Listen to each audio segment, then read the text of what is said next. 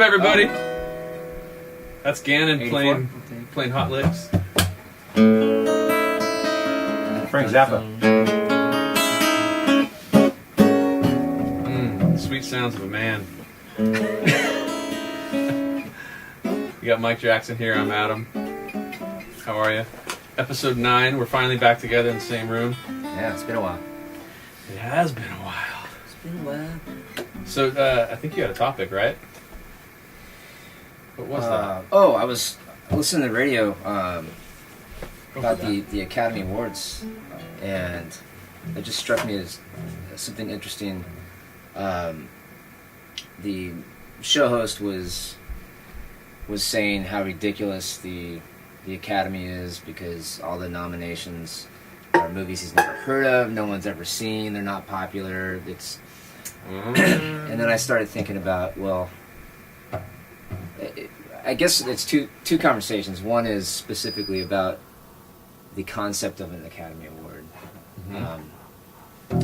and I guess you could argue whether or not they're doing it right, but the fact that there's sort of like this safety net, this catch-all for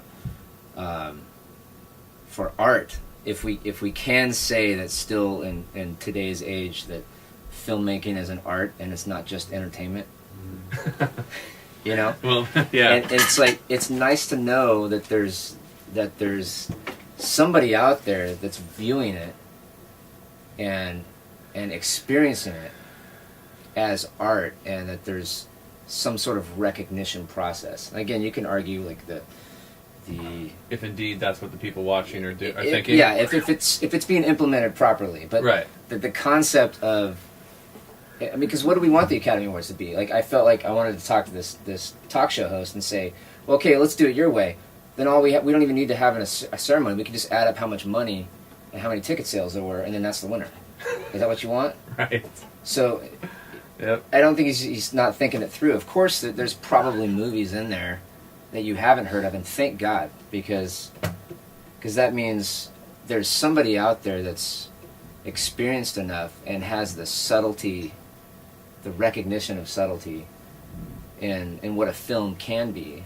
Right. And that there are these great works of art that won't be viewed by the masses and that won't sell, 30 billion tickets at the box office, but that there's still a way for them to be like, hey, you know what?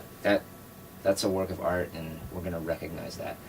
Like I said, you could argue whether or not that happens in a legitimate fashion. Yeah, there was one year where I was a member of the Academy, and I got sent all these movies on DVD, and I'm supposed to watch them and vote. But it's like, it's this funny thing where you could,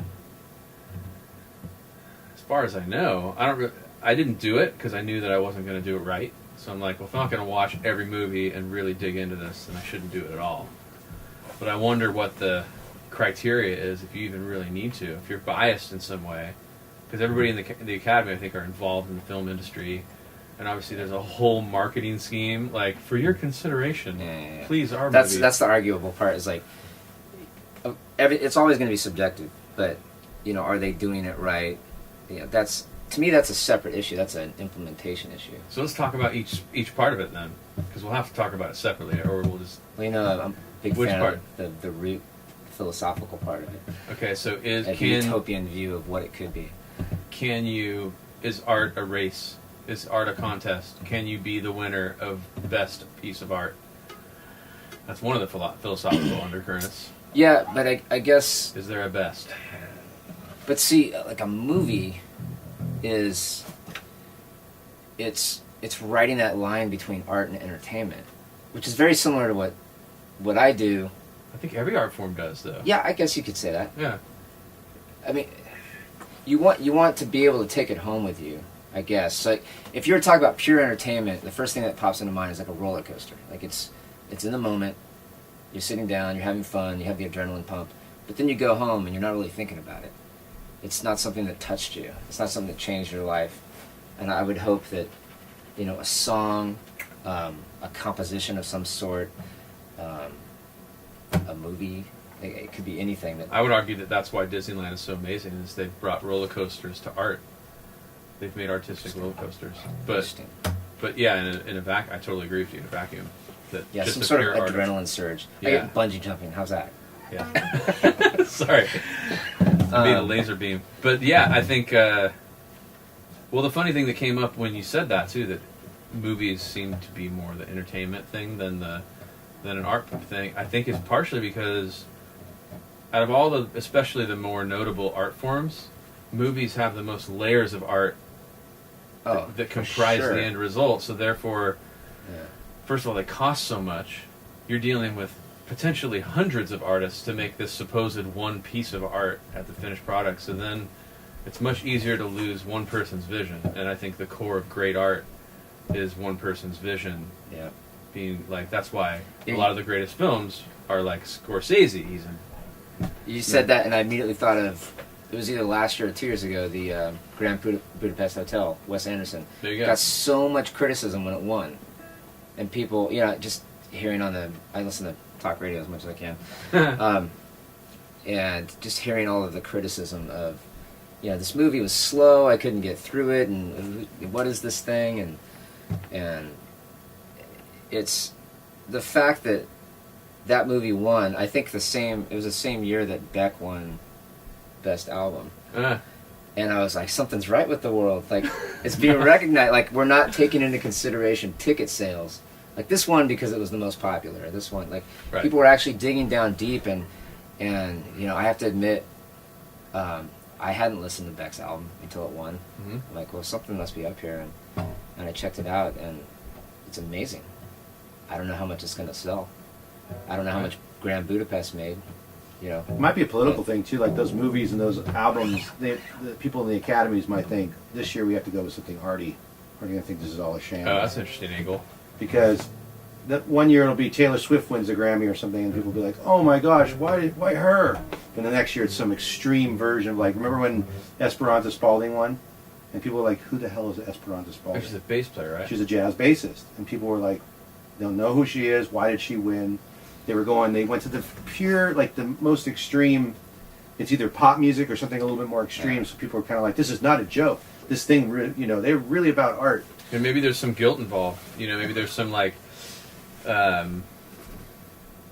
gotta have something in there that represents the arts. Because this year, I think Alabama Shakes might be the thing. I just looked on iTunes at like the Grammy nominees. We're talking about Academy Awards, but Well, I mean, we kind of shifted over into the implementation side of Right. it, which I totally agree. There's like tons to question and scrutinize there. But philosophically, I think there's something cool about it. And you said, is it a contest or a race? Is what you said. yeah, I don't know if I would go that far, but the recognition part of it to me is I think it's important. I think it's important that there's something out there, whether it's a subjective body or whatever. There's something out there that's going to say, the people in the know that this is good. This is quality. And there's a subtlety here that, it's not for everyone. so it's kind of recognition from your peers is what it kind of should be a little bit. Personal best. It almost feels like to me that the best way to do it would be just for the sake of recognizing you can't have an award ceremony that goes on like Hanukkah, like for like 8 days or something. Okay, so let's pick a handful of the best this, the best that, the best the other. But I don't think there should be a winner. I think the whole idea of winning is more to just get viewers and to create that intensity where you got like 5 little boxes with everybody's face. Did I win or did I lose? And then like the pretend, oh yeah, I'm glad they won. Like when they don't win, they pretend like they're happy for the person who did. Just That whole thing. The fact that there's like a division or a lack of recognition of popularity, I think is important. At some point. Well, you bring up a good point. I think in anything, in any art form, you have to have every piece to kind of, I guess what I'm trying to say is, like, you have to have a Frank Zappa, you have to have a Martin Scorsese, but you also need to have Madonna, and you also need to have Motley Crue. Because the thing with the world is that everybody likes something different. So it's like, it's diverse. So everybody's version of what they consider artistic is different too. Like, we as high artistic people, because we've studied, We're the people that like spend the time gathering the information, knowing what's good, what's bad, what's blah blah blah. But the average consumer, that's a different thing. I think you have those perfect storms of someone that could be considered pop music or pop art, whether it be film or some other composition. Mm-hmm. I think you can have that. We were just talking about Coldplay earlier. I think that's a good example. There's even Beck at some point in his career was very mainstream. Mm-hmm. But he was always artistic though. Like very Odelay artistic. was an artistic record. Crazy It just artistic. happened to hit the nerve of Yeah. people that liked Yeah, so collage I art. don't think pop, in a sense, is exempt from being recognized. I mean, I think a lot of the Taylor Swift stuff is awesome. I mean, it should be recognized. But I'm with you. I mean, the thing is, it seems like it all needs to exist in the planet. Otherwise, it'd be a boring planet, you know. But what you're but the point that is like kind of frustrating is that a lot of stuff that gets pushed to the forefront is the uber stuff. They know the head execs are like, this is going to sell. They don't give a chance to things that could be a slow grower. There's not enough. We don't have room. They don't seem to have the mindset or the budget to let something grow because they're too afraid of the result being a failure. So what they do is they go with the thing that sounds like candy. Oh, that's going to work. That's going to be cool. Or a movie. Like, there's lots of special effects in that one. I think that's going to win the kids over. Doesn't always do it either. That can fail just as badly as a song that's, like, artistic. And it's kind of risk-taking and them acknowledging the reality of the pace of modern life and the ADD nature of things. It's like, you got to keep your attention. So it's almost like, I don't know, EPMs, explosions per minute or something in a movie. It's like, you got to make sure. Yeah. But we're also talking about the U.S. too, because in Europe, movies can be very slow. You ever watch like I'm sure you have, of course you have, but a subtitled movie? You know, it's funny. I just watched Amelie. Yeah, that's a great example. And I can't believe I waited 15 years to watch that. Yeah, it's a great film. Amazing. But those movies tend to be more cerebral, more romantic in a sense. It depends on the movie, of course, but the way they view romance and stuff is very artistic. Where in the U.S. it's very like it's like When Harry Met Sally. It's like it's a very classic way of looking at it. Although that's a great movie. Yeah, it's a great movie, but it's an Americanized version, like European versions. Like everything's different a little bit in Europe as it is in the U.S. So it's like it's funny. What's rough about it is, well, first of all, I'm glad that technology is catching up because it's getting cheaper to make movies, like great looking movies. You know, like the idea that you have to get that huge camera with 35mm film and develop it and all that stuff. Now you can make it cheaper. So, like, I remember thinking the year that there was two of the Best Picture nominees were There Will Be Blood and No Country for Old Men. And No Country for Old Men is one of those movies, and There Will Be Blood, that just starts out at this pace and just You need to dig into it. and it's just like, It's dark. you have to be patient, but I mean, it's made so artfully that you're just like, what is going on? I don't think there's any dialogue for Everything's the deliberate. first 10 minutes. That's the thing about those slow-paced movies. It's so deliberate. It's slow-paced because it's bringing something to your attention. Right. Yeah, they're really guiding you. Yeah. But both those movies, you know, if like you look, I know specifically looking into No Country for Old Men, and they have a hard time getting their movies funded, and that's the Coen brothers, man. Like, because they say, all right, you're giving me the money, you have no say in what I do. I make the movie. Louis C.K. approach. Yeah. Like, for those of you who don't know, tell quickly that story. The Louis C.K. Yeah, that he took. I think you told me the story. Yeah. That so I can tell if you want. Yeah, he has his series Louis, and part of his deal was, I can't remember the monetary amount. Was it $100,000? It was I think it was 200. It was $200,000, or that's what he did. He went in and he said, "How much will you pay me to not be involved? For you to not be involved?" Basically, he didn't want any oversight, so he does all of the production, all the producing, all the directing, the writing, everything on his own, without any oversight, and he hands them the finished product. And so he's willing to take less money to keep them out of it. And if he wanted to go for the big bucks, they would have had oversight, they would have had decision making, veto power, and in this way he does what he wants, and you get a really quirky, unpredictable Extremely series. unpredictable. Especially like if you can watch like the whole one season, it's all over the place. It goes from drama to comedy to like awkward situations. Like it's almost like he's doing. It's not comedy like ha ha laugh. Not at all. The whole Or like, rarely. universe that he's in is just nuts. It's funny. Yeah, you can tell he's really letting himself go on this creative journey. And if something's just, if an episode just doesn't need to be funny, it's dark, it's awkward. Sometimes it's very avant-garde in ways, and like That wouldn't happen with a committee. No way. you can't do it. Remember what? Yeah, he said. The guy goes, "Well, I can write you." Remember it. The budget changed per season, but I know at one point it was like, "I can write you a $200,000 check, and nobody in the company will blink an eye. Any more than that, and I'm going to have to start involving committees." And Louis like, "I'll take it." So his budget, the writing budget, the entire crew, everything had to come out at $200,000. So he didn't make much, but he's killing it in comedy. So in a way, he's subsidizing his film, his TV career with comedy, but he worked his butt off to get there. Yeah, he's creating something unique that wouldn't otherwise exist. Which And HBO's cool for that too. They're a cool. They're a cool. What do you call it? Cables. Yeah, it wasn't HBO, but it's similar. Oh, wasn't HBO? I No. thought, was it Showtime? It was a cable channel. It's on Netflix. I'm not sure where it came from though. Gosh, we should I know. could have swore it was an HBO show. No, it was like one of those. I want to Adam. find out because if anybody's going to look it up, but it was just cable. It was like Oh, it's like a regular cable show. Weird. I Yeah. always thought it was HBO show. it's one of those non 1 through 13 channels, but So anyway, we just rabbit holed into something. FX.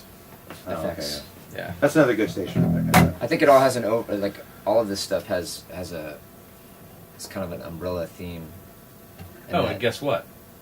To add to your umbrella theme, he does it that way, and he ended up winning Emmy after Emmy after Emmy. Yeah, Because- They took away the committee.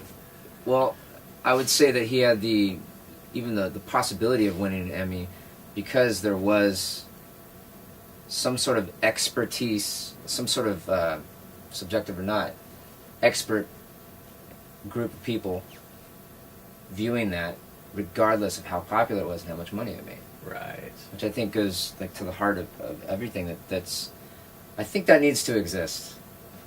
And then we can tear the Academy apart for not doing it right, but I think that needs to exist, and specifically in my line of work, that's important to me too. That otherwise we should just have an applause meter, and you perform, you do your thing.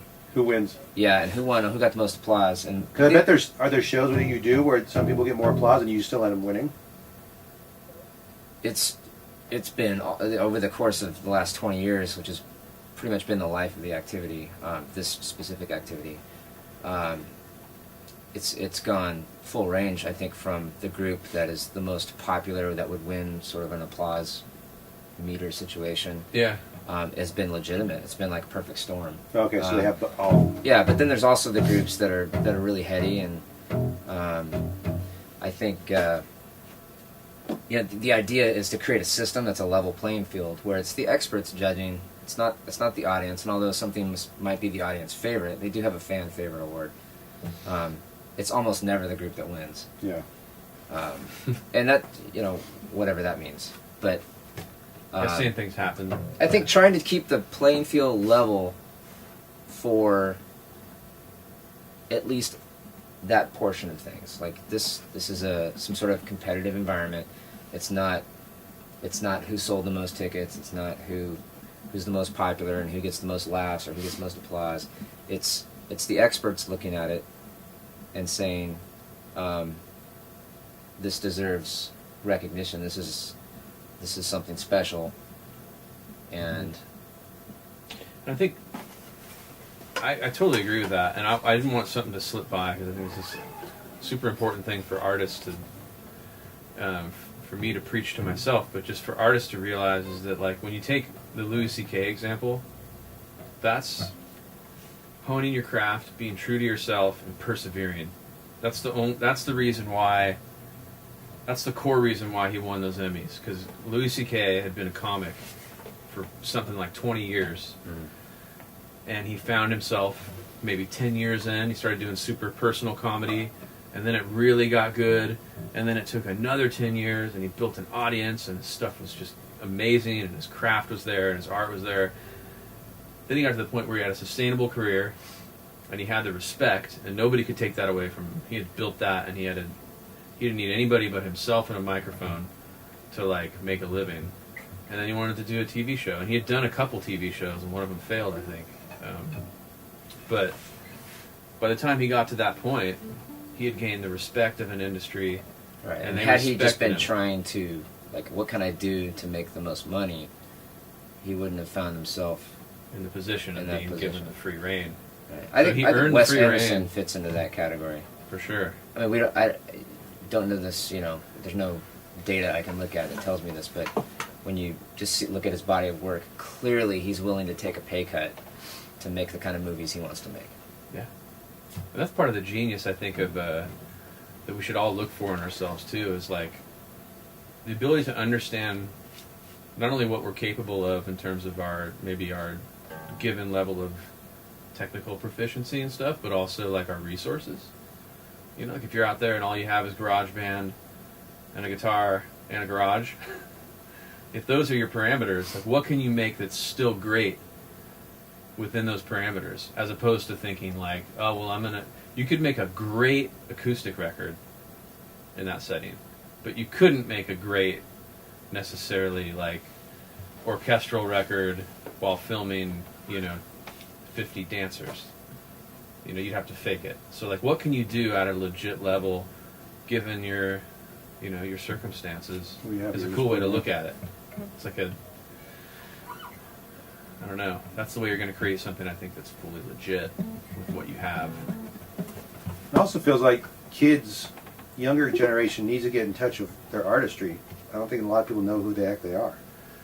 I'm seeing that more prevalent now than ever. I think a lot of people start out and they kind of just go with whatever, because the attention span thing where everything's happening so fast, you're on your phone. There's no real attachment. I think that's to what we anything. see. I think that's just what we see. Yeah. Is it? Well, I think so. Just depends how close.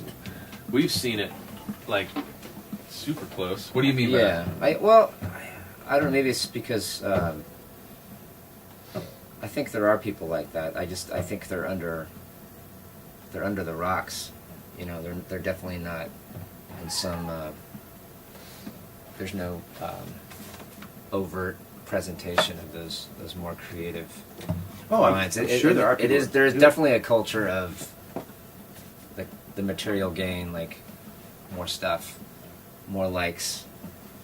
Well, just dealing with artists and stuff. I mean, I just see a lot of artists that they're not attached to anything. They're empty vessels. They're attached to whatever comes at them at that moment. Entertainment, selling products, whatever it is. And I'd like to see more artists take responsibility for what they're actually trying to say. You know what I mean? Like you had that in the 70s. If somebody came out, they had a perspective. Maybe it was their feelings about the Vietnam War, their feelings about racism, or their feelings about being a misunderstood teenager, whatever it was. It seems like people had a perspective, and nowadays it feels like kids are coming up and they're just like, they're on YouTube and they're checking things out. And one guy's eating cereal, and you watch that, and that's entertainment. You know what I mean? There's a group of people that are growing up watching this stuff, and it's kind of scary because what's going to happen is people aren't going to have a perspective. They're just going to have whatever's coming at them.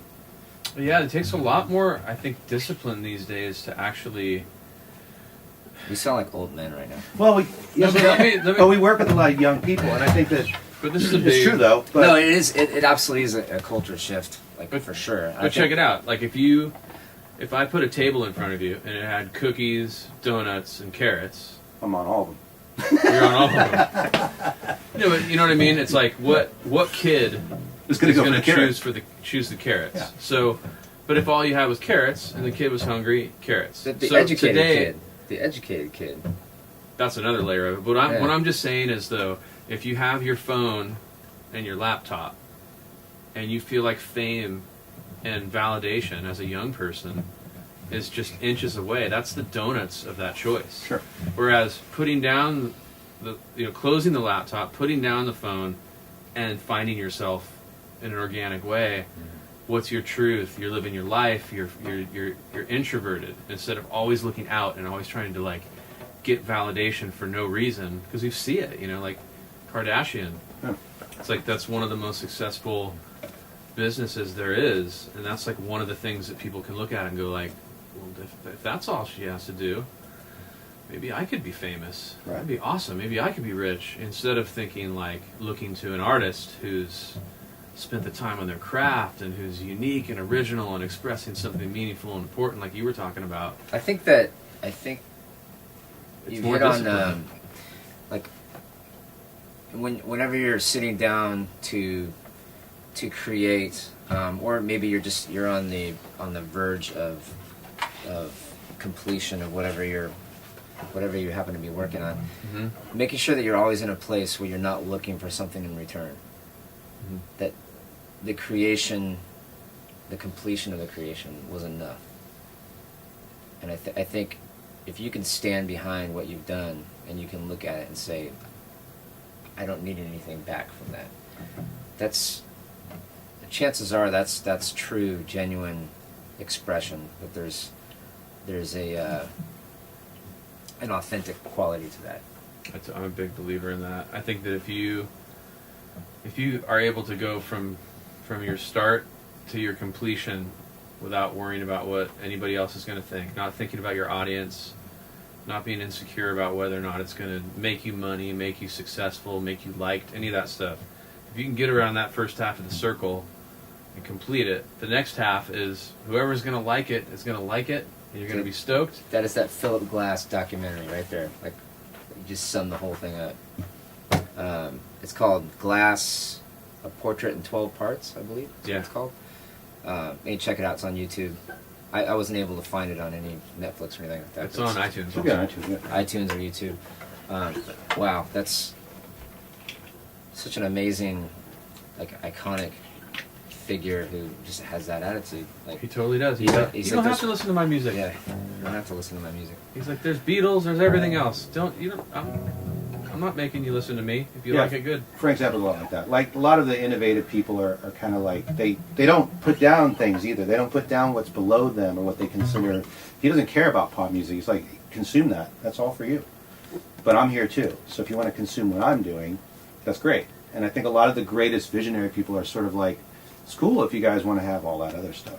That's not. I don't the think point. Frank Zappa felt that way, but He did. He certainly would. They'd Glass. ask him in interviews. They'd say, "What do you think of this?" He goes, "I think it's fine if that's what you want to consume."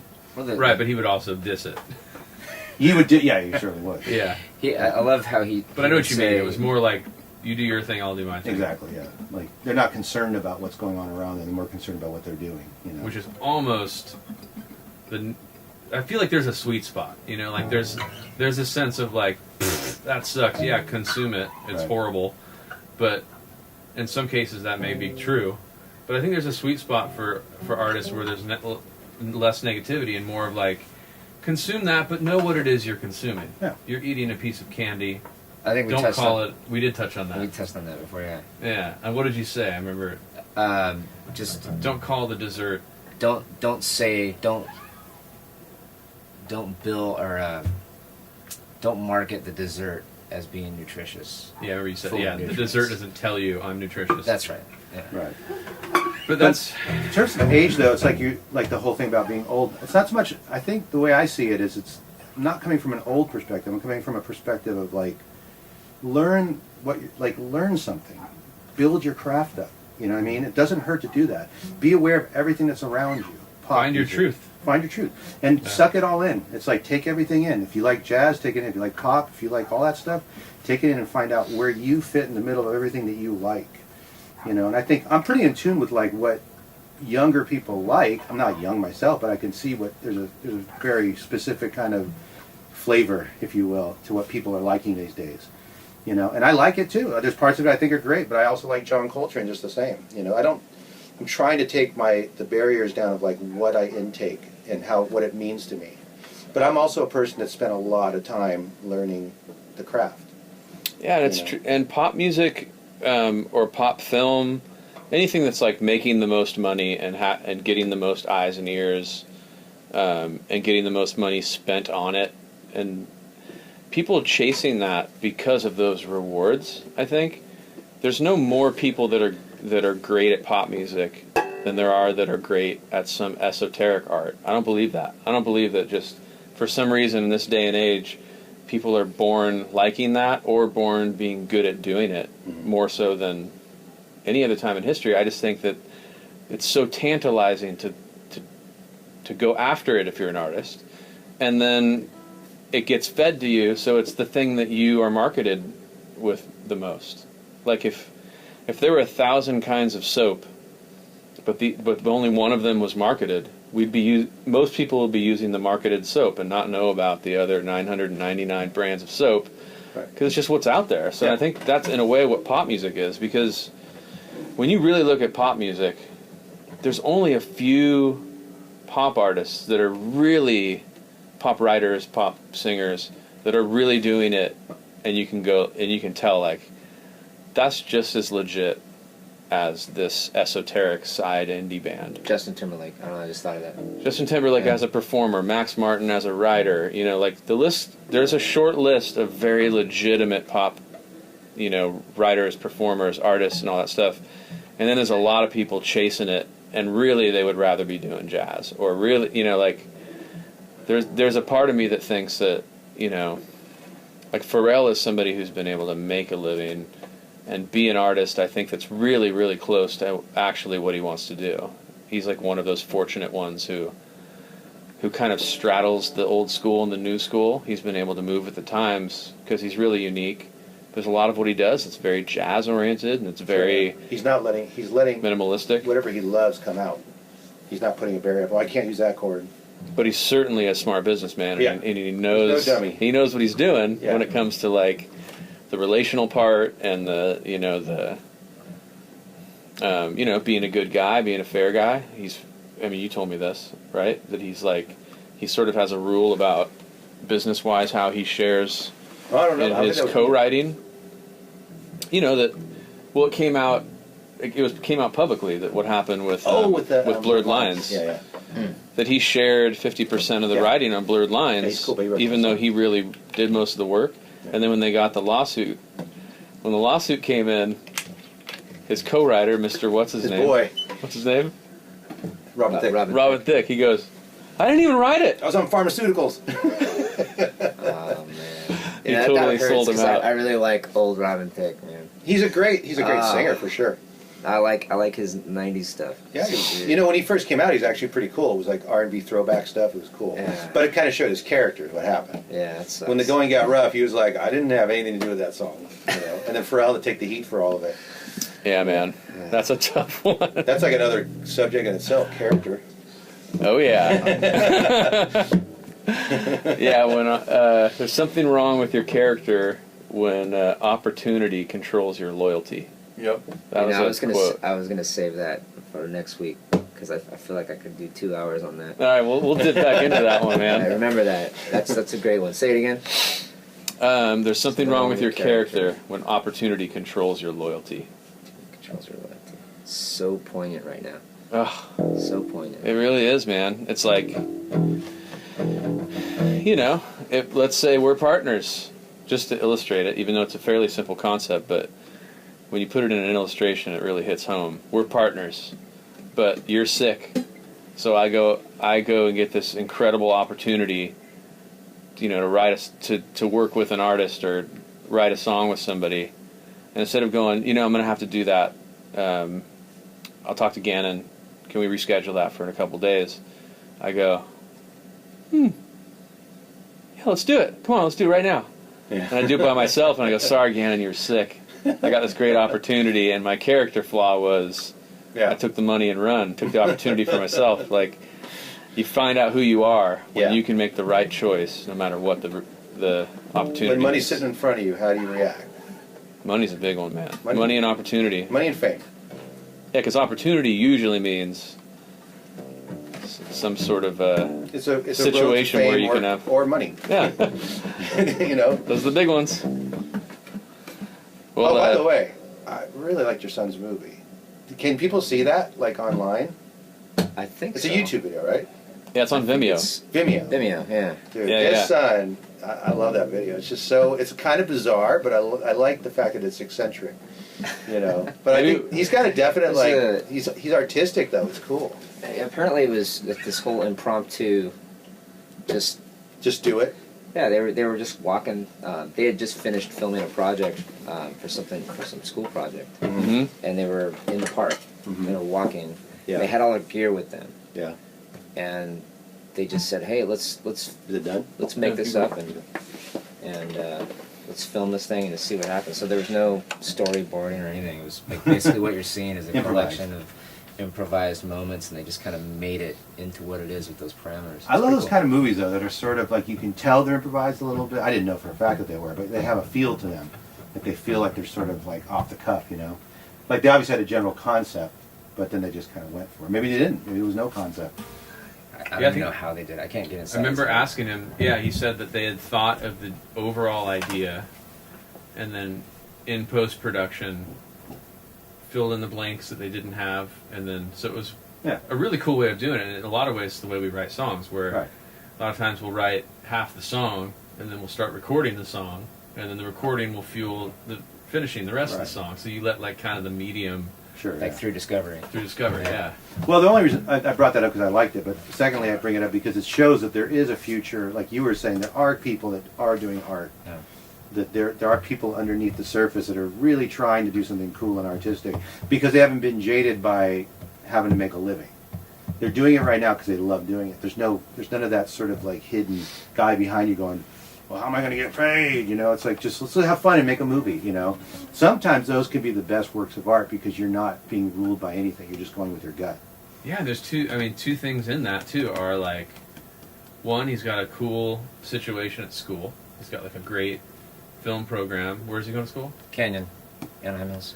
Yeah, so he's got the situation there, and then he's got you for a dad, which helps. Yeah, because you're so it's like all about he's that got stuff. a dad who's an artist who can sit there and throughout his life has supported his creativity. Like if you don't have that, like I was blessed to have parents that were very supportive of what I did, and that's huge. Yeah, for sure. It can't be. Yeah, my dad was always cool. He was always going to my guitar lessons, and we'd talk about afterwards, like, what was it like? And I'd make him listen to Alan Holdsworth or something esoteric, and he'd be totally into it. He's like, and when we'd show him like Eric Johnson, he got the parts that I got, and it was real bonding for us actually as father-son. And it was like I had a very encouraging developmental growing period, you know, with my parents. Yeah, it doesn't even have to be a parent. I mean, if you don't, or a if you're friend. not lucky enough to have it, just getting around people who encourage you and cutting those people off that don't get who you are and what you do and aren't supportive of who you are. Yeah, sure. But I love that idea. If there's anything to leave, I mean, there's many things we could say to leave off today, but from my perspective, one thing that I would like to talk about is that we were talking about, well, for instance, starting, like today I've been messing around with Logic and doing tracks, and I made a mistake. I listened to song Sorry, and it really influenced the art of what I was trying to do, and I regretted it. And once I got knee deep into it, I felt like I was a failure. Like, I felt horrible afterwards. It's like, why do I feel so bad about this? And then I realized the best things I do are when I start with a clean slate, I just go with what I want to do. I don't think about another product. It was a real good lesson for me because when I went away from it, I was kind of, you guys probably didn't notice, but I was like a little depressed at lunch. I was like... Yeah, I couldn't tell why you were bummed. I was just kind of like, gosh, hoping I didn't what a say waste anything. of time. And it was a learning lesson. Like, if I would have just started off clean and just do something, then I would have felt like... Yeah. If it was a failure, it didn't matter because it was something that was inspirational and at the moment. But because I was being influenced by what I heard and saw, all of a sudden, the end result, if it doesn't work out, you feel like a failure. Yeah. It's the kind of thing you're talking about with the whole circle Yeah, thing. you can say that about relationships. Sure. Like, you know, I had a girlfriend and we broke up. It was a waste of time. You know, was it? Yeah, Did there's you learn always something to learn, Was and I some learned, growth there? don't do that. There you go. Yeah, and influences are highly complex. I mean, Yeah. obviously, if you got a song stuck in your head, you got to unstick it before you can make a new song. But also, I think influences, they have to have had the ability to flow through you. Yeah. It has to be something you love, I think, and then it'll inevitably won't come out in the same form that it went in. Right. It'll be filtered through you, and I think it's a huge thing with influences. Yeah. But, yeah. Well, it It's happened not a again. good idea to Because I ingest love art making and tracks, then- but the track has to start Right from before. inspiration from within, not worrying about if it's going to work for so and so, because you know what, invariably it probably won't, and if it doesn't, it could work for somebody else, and whatever. But at least you're satisfied with the result. Yeah. Like what you're saying, doing something without expecting something back. Like if you work on a track or a song or anything, and you go away from the experience feeling fulfilled because you actually created it and that was enough, and you hope it'd be great if you got compensated for it. You know, there's nothing wrong being compensated for your work. It's like the best art is selfish. Self-centered. Self-centered. Yeah. Yeah. I think for sure. We're not out there to try to make sequels to other art. What's a mistake anyways? It's like you're making Star Wars 1 every time. Or what is it, 5? Which one's the first one? I don't understand it. And the learning lesson in that too is that if you do try to copy something else that was already written or recorded, and you sound something like that, you're a loser, because you're going to send that out, and the A&R guy who hears it in hopes of doing that like exchange, like I did it because it sounds similar and they're going to love it, and then they get it, they go, well, I already got that. Well, I was hoping for something new. Even though they asked for it, that whole system is broken because they're asking you. Don't listen to it. You do what you feel is in your heart, what feels right. That whole to you. system of writing for the business is just it's broken because what they really want is something new, but their only way of asking you for something is using their influences. Is using an example. Yeah. Give us something like this, but not at all. Yeah. Well, it's usually the A&R guy's aesthetic, so he'll put Duran Duran or some cool 80s band, or he'll put something new, so you get the whole spectrum. Yeah. I want classic, I want new, I want God knows what. And you're supposed to decipher that and say, okay, I know what that is. You know? But then their best bet is just to do what you like, and hopefully it works. If it doesn't, then... That's why I think the main problem is stop signing artists that don't have anything to say, so you don't have to figure out how to say it for them using other artists. Yeah. Instead, maybe as part of the signing process, if you're going to sign just a singer-performer, that's still an artist. Sure, interpreter. But maybe look for their... their Jekyll to their Hyde. That's a bad example. But look for that person that's going to be their fit. That's why I really am a big believer in teams. Like, find your George Martin. Like that's a huge reason why the Beatles were unique. And like, you find that with big bands. They like Butch Vig Nirvana had Butch Vig and vice versa. Yeah. And they created this special thing. Sound. It's more. You see it more in rock for sure. For some reason, I don't know why it's not as prevalent in pop. Well, definitely, it is when it gets good. Max Martin, that's true. He did the whole Taylor Swift record for the most part. Dr. Luke and Katy Perry. Yeah, it does happen. When it happens, there's magic. It really happens. I think there's something actually. It's usually the newer artists coming up where it's a la carte, because they're not. They're going to hedge their bets. And everybody's panicking. Yeah, they're hedging their bets. They're panicking. And then the record sounds weird because you get the record and you're like you always say, attempted singles. Yeah. So true. I mean, it's it's very rare that you hear a record and go, that sounds like it almost a hit, but I can see why it wasn't, and then I can see why that song's the single. It's like it'd be much better to have a record that was like overtly like trying to be artistic on certain songs and then being very commercial. Like, Police were a great example of that. Sting would do his commercial songs, and then they'd put a song like Mother on the record where you're like, oh, I hated that song. Yeah, that was because they had to let Andy Summers write one song. Fortunately, I had to write a song. But Stuart Copeland's songs were always the ones that I liked the most. Yeah, I love Sting's songs, don't get me wrong. Of course, he's great. But I'm just saying, I always really liked his quirky... It was cool to have a record where there was a quirky guy in the band. I just got Mr. Sting, Dinko. Peter Gabriel tickets. I had to say that. Ooh, are they're playing together? Like, an hour before I got here, That's I just great. found out that my wife bought Sting, That's awesome. Peter Gabriel. That is a co-bill that was Hollywood 20 Bowl. years late. Ugh. It's kind of weird it's happening now, but it's cool it is. They probably have played together in the past. It almost feels like they always have been playing together. Yeah, like in my they're so mind. similar Yeah. artistically. Yeah. There's another two examples of people that had teams. Hugh Padgham, Hugh Padgham, and then Peter Gabriel, Daniel Lanois, and among other people, Brian Eno. It's like, I don't know if Brian Eno worked with Peter Gabriel, maybe he did. But He did on So. that's what I thought, yeah, somebody... Yeah, it's kind of a weird thing. You guys talked about Rush last week, Terry Brown. Terry Brown. He did almost every Rush album. That's like That's like a serious ultimate commitment. partnership right there. Yeah. And then even the Peter Collins for the next 3. I think. Yeah. That was kind of its own little world as well. What albums were those that he worked on? All the electric albums, the Hold Your Fire, I think. So the more 80s. Power kind of- Windows, Grace Under Pressure. Mm-hmm. Right? Oh, Terry Brown didn't do Grace Under Pressure? Signals was last Terry Brown, I think. Oh. Okay. I know too much about Rush. All right, so we talked about Rush last week. What's your favorite Rush song? I already told him Losing It. Okay. That was my favorite. Oh, you guys already talked about it on. I just asked him today. Okay. Offhand, yeah. Losing It for sure. Which, other than the odd time, is very unrush. Yeah. Song Most is very emotional unrush. song. We were saying that song had the most seamless integration of lyric and melody. There wasn't any like strange, mechanized, futuristic, scientific language that sort of like hit you in the face a little bit. Yeah. Cygnus X1. Yeah. Did Dax and Our Pets is my favorite. That's a great one. Yeah, Julio. Awesome. Great to talk With you guys, amongst the you camera. guys. Yeah, hopefully it's still running. Yeah, If it's that's not- still going. We had a little blank spot in the middle. I would have to go back. Okay. That's because camera only runs for 30 The minutes. my son's video is called Red Eyes. It's on Vimeo. Nicolas Jackson, no H.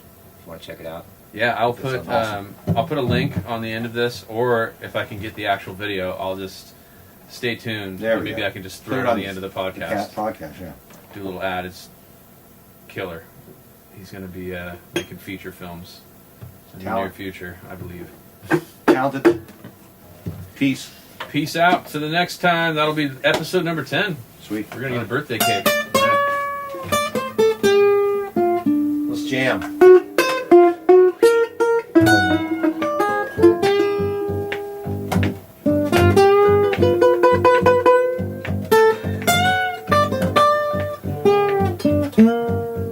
Yeah, Mellotron, dude. I got something.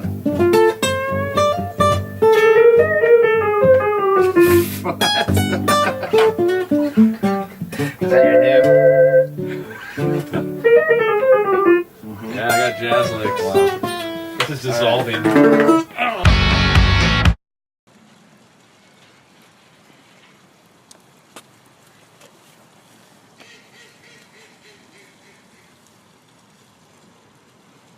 Hey! Hey, buddy! Hey, I like your glasses! Yeah. Wait. How are you doing that? The words.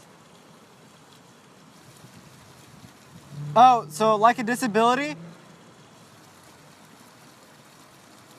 Oh. That's kind of weird, dude. You're kind of a freak. Hey, don't ignore me. Hey, look at me. I'm talking to you. Hey, buddy. Hey, buddy, look over here. Hello? Buddy, I don't know who you're talking to. I don't know who you're yelling at. Well, stop it. All right? I can see how red your eyes are from here. I can smell you.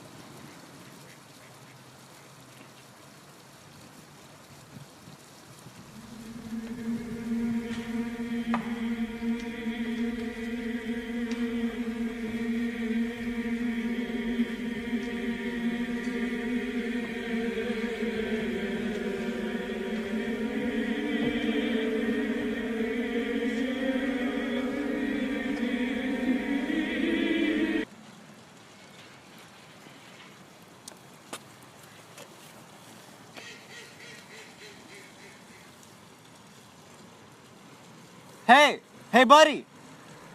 Hey, I like your glasses.